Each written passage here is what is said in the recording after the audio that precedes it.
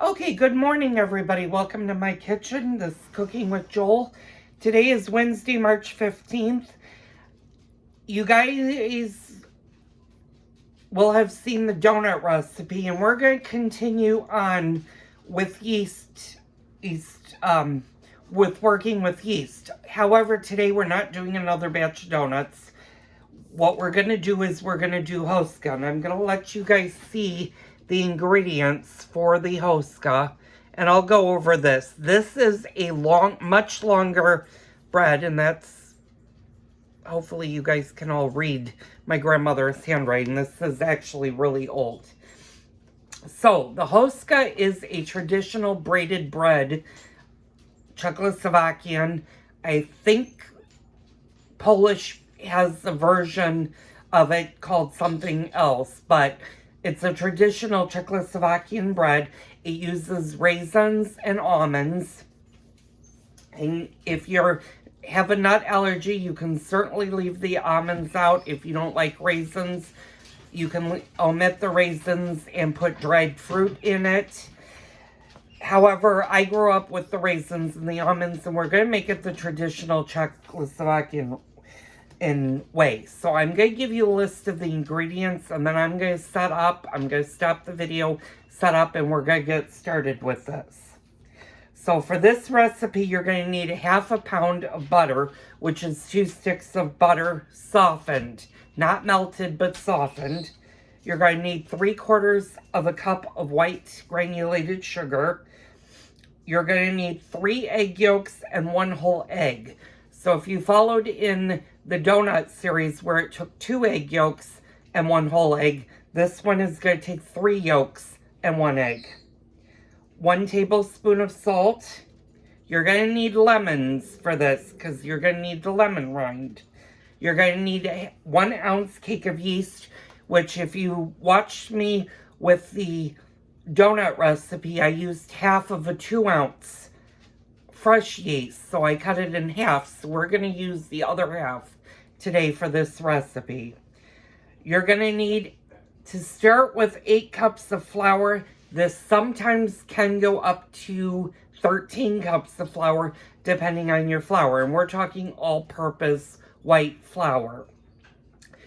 I have not yet tried this bread with bread flour. One day I'm going to substitute the all-purpose for the bread flour and see how that makes it. I'm not 100% sure about the results since my grandmother wrote out the recipe and I've been doing it with all-purpose flour. We're going to do it with all-purpose flour. You're going to need 2.5 cups of milk that is warm, not hot. 1/4 cup of raisins. I use about 1/2 cup because I really like the raisins, and they need to be yellow raisins versus the black raisins, and I'll explain in a minute why. And you're going to need at least 1/4 of a cup of slivered almonds. So, I'm going to stop the video right now. I'm going to get everything set up, and we're going to go right into this recipe. So I'll be right back. Okay, I've got all of my ingredients, and I'm going to kind of put you guys down so you guys can see what's going on. You might not be able to see me. Same basic principle that we did for the donuts. I have our milk measured out. But this time, because the milk needs to be warm, both cups. This is going to be for a yeast, and I have 1/2 cup in here. And I have the 2 cups in here. What we're going to do is we're going to warm this. We're going to start with our yeast milk. And I'm only going to warm it for 30 seconds. And again, you want to do the exact same thing. And I'm going to move you guys up so you guys can actually see me instead of hearing me. You're going to do the exact same thing that you did with the donuts or on the donut video. Is you're going to stick your finger in. If you're yanking your finger out really quickly, your milk is too hot for the yeast to survive. So you want to add a little bit of cold milk to cool it down. Once you can hold your finger in for at least 10 seconds, you know your milk is lukewarm or warm enough for the yeast to survive, you're going to go ahead and add your yeast and your sugar.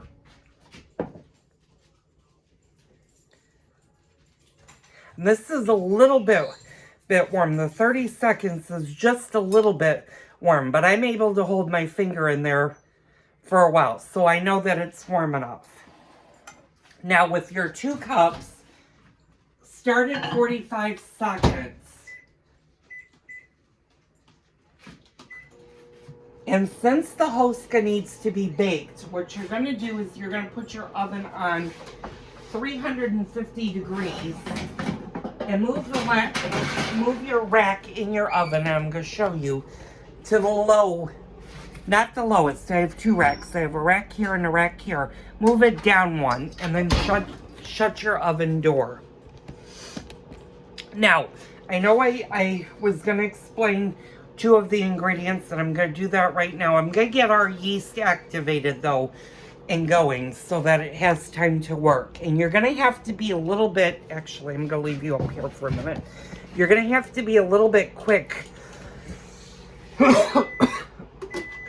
with this, because you're going to have to mix some ingredients fairly quickly. So you're going to do the exact same thing that you did for the donuts by crumbling your yeast into your milk mixture. And I'm just going to go ahead and do that. And I'm going to get a spoon. If I had a spoon in here, well, I have a fork. We'll use the fork again. And you're just going to mix the yeast. And you just want to dissolve the yeast.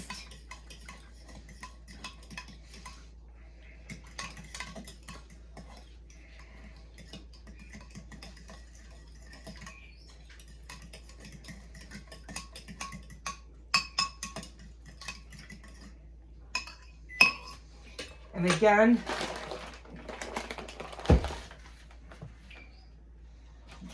measuring spoon.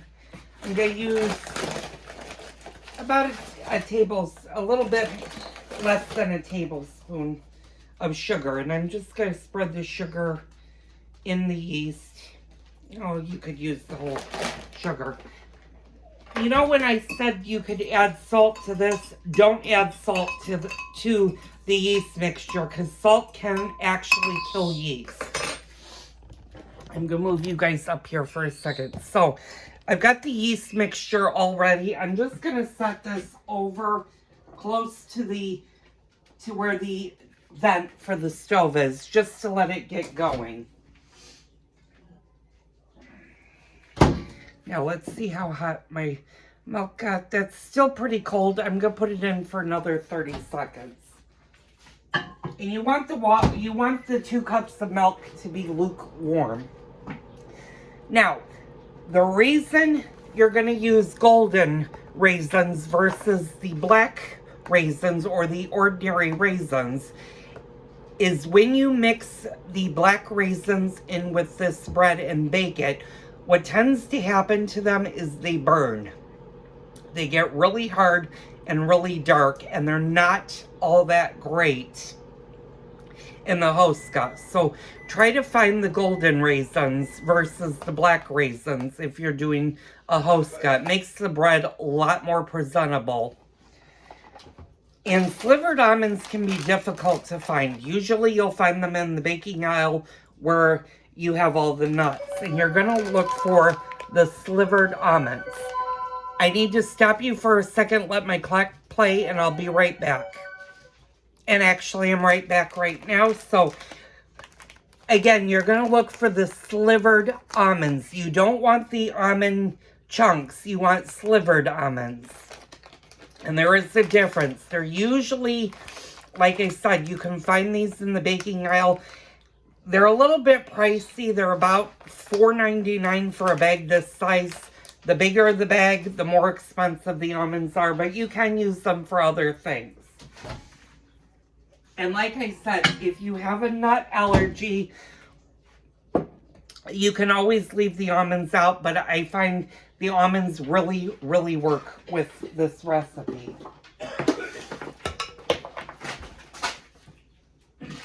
Now, you're not going to be needing a rolling pin, so I'm going to go ahead and put my rolling pin away. You're also not going to need the fryer. I'm actually going to do pork chops later on, or my husband is, depending on how tired he slept in. I got up really early. I got up at 5:45 this morning, and I've been up ever since, so I'm a little bit tired today. So doing this recipe, it's a fairly big recipe, and it's a very long recipe. So using your mixer, we're gonna get set up. And because this recipe is a little bit different than the donut recipe, we are going to use the dough hook. And I'm going to go get that. That's actually on my table.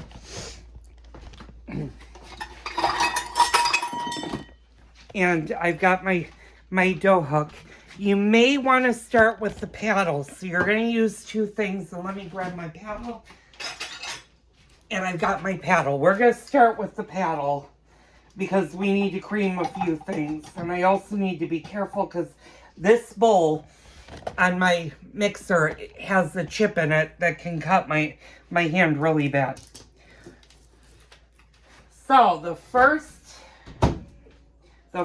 thing that we're going to do is we're going to take a 1/2 pound of butter. And again, I said that's 2 sticks. And you're going to want your butter room temperature. I took this out about an hour ago. It's soft. It's not really room temperature, but it'll work. So what we're going to do, and I'm going to put you guys down. I'm going to do like we did yesterday, and I'm going to kind of angle you. Hopefully you'll stay. So what we're going to do to the bowl is we're going to add our butter. And you want to kind of keep an eye, and I'm going to move out of the way. That's our yeast mixture. So I'm just kind of keeping an eye on it. It's already starting to bubble. I know it's activating. I know in the donut series, I told you guys, make sure your yeast activates before doing this. And if you're using the same cake of yeast that you use for the donuts and not allowing a lot of time to go between uses, I used it yesterday. I know it worked because the donuts were nice and fluffy. So the yeast is going to activate today. So to this, we're going to add 3/4 of a cup of sugar, and I need to get my measuring cups.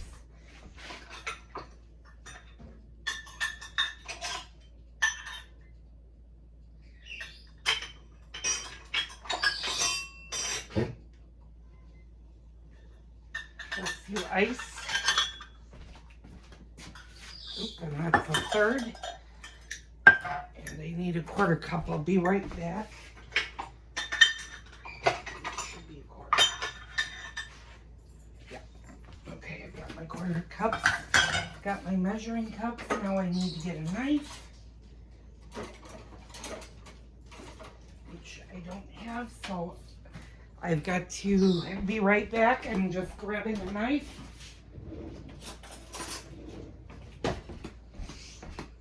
Don't choke yourself, Okay, so we're going to measure out 3/4 of a cup of granulated sugar. I need to make sure that my 1/2 cup is clean, which it is.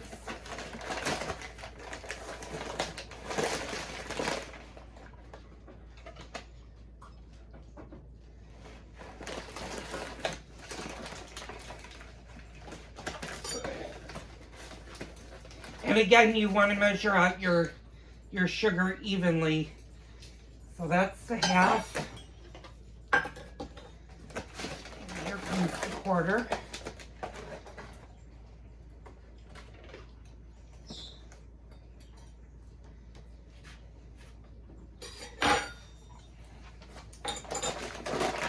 That's the 1/4. Now I need the 3 egg yolks and the 1 whole egg. So I'll be right back. I'm going to go to my refrigerator and grab my eggs.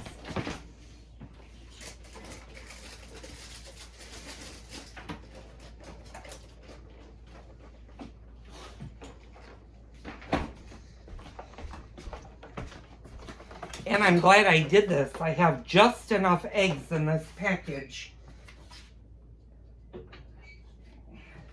to make the recipe.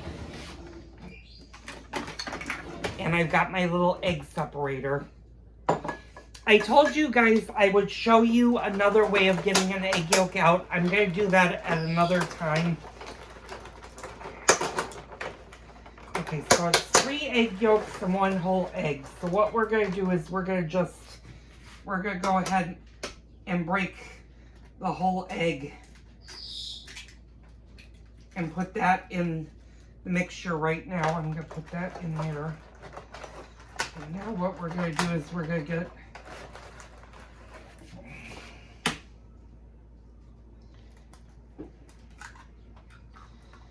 get our egg yolks out.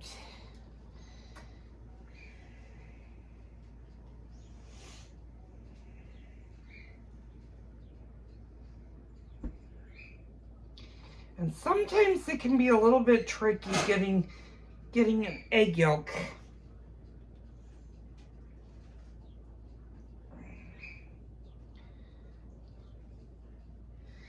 You just need to kind of play with it until you get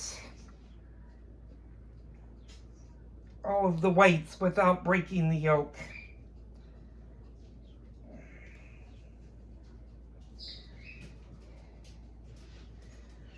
Sometimes you can rub your finger on it and get it to go, but you also don't want your yolk to fall through. And if this last little bit comes off, we'll be in good shape.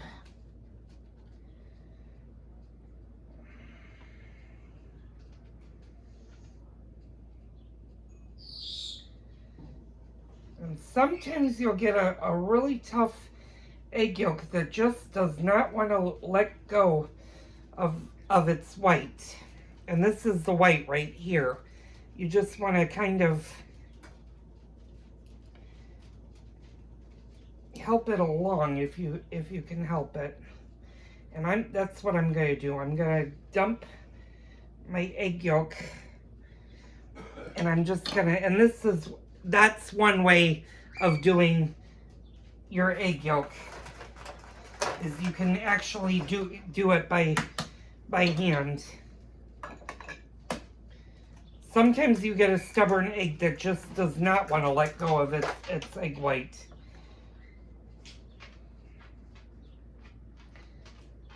Oop, and that one actually broke, so I need another egg. And unfortunately, when you break the yolk into the egg white, if you have a recipe that calls for egg whites, you need to be very careful how you do the egg yolk, because if any yolk gets into your egg white, you automatically can't use that. So I've got to actually go downstairs and get more eggs because this one broke.